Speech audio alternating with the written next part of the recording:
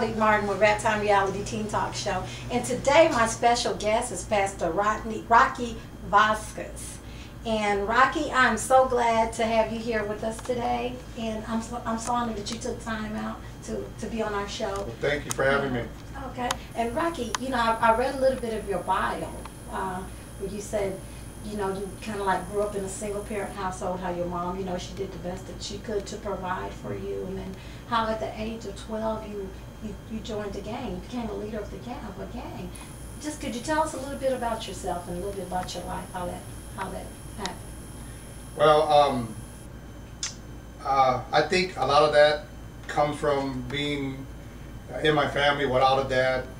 You know, if you look at all that goes on with the families, it always points back to two parents. And by me being a young man and not having my dad there, I knew that there was something missing or someone missing in my life. And, you know, as a young man, 11, 10, 9 years old, I really longed for a relationship with my dad.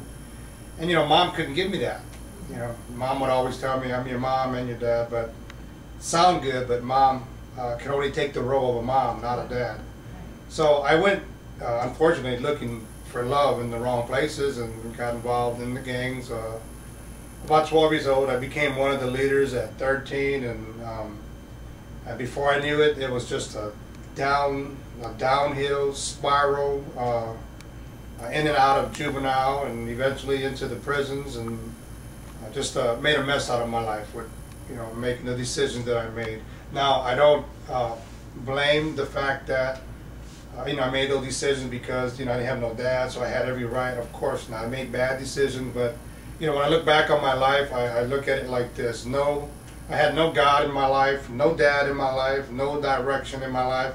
So, of course, that was a recipe for disaster. Right. And I think that's what they kind of mean when they go youth at risk. Yes. You know, without that guidance and that support system in your life. That's right. So you said at 13 you went into the juvenile system.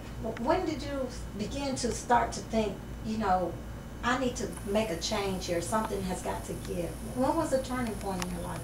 Wow. Well, from the age of 13, I was in and out up until I was 16. I was charged as an adult at 16.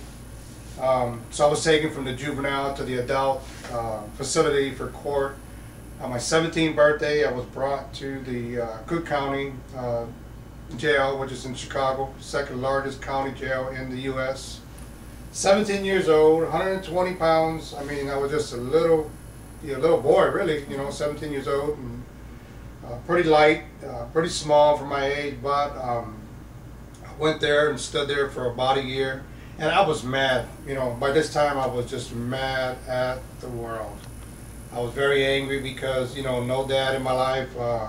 My mom struggled, and, you know, we didn't have things that I really would want, and we'd struggled for, you know, just about everything. So I was really mad at the world. I kind of felt like we were dealt the short end of the stick, if you will. So when I went to the county jail, I stood there for 1 year, and I was sentenced to 10 years. I think that did it. I was just mad at the world, and I went to prison with a chip on my shoulder, just waiting for someone to knock it off. I wish that I could say prison helped me, but it didn't.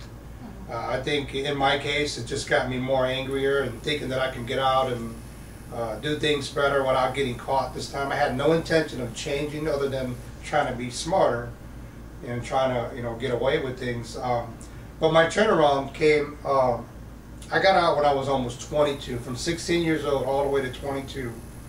And my turnaround was this, you know, all through these years, you know, on the inside of me, I was really crying. I was crying out. Of course, I wouldn't admit that to anybody because, you know, I was a gang leader, I was this tough guy, I was good with my hands and able to take care of myself. So, of course, I'm not going to admit that on the inside I'm really hurting. But I really was. I was really crying on the inside. I was really lagging, just empty. I was just empty, not satisfied with life. I was incomplete. And I tried everything to fill that void, make money and, you know, girls and the power and all that. But even when I did get that, it was still this empty void in me. A funny thing, because again, not coming from a God home, and we didn't have any God concept, we didn't have God in our lives. But my mom made a comment. She said, because I was so deep involved in the gangs and so deeply involved in that lifestyle, she knew one day my number was going to get pulled up. Either I was going to do the rest of my life in jail or I was going to get killed. And my mom said, why don't you just find the right girl and settle down and have some kids? And you know, I thought about it. My mom never mentioned marriage. So, you know, I began to search around for this Mrs. Right, and I thought I found her. About a year later, we had a little boy, baby Rocky. And, you know, for me and my son, man, we were just so tight. I fell in love with my son, but you think, you know, because of the fact that I fell in love with him, that would have stopped me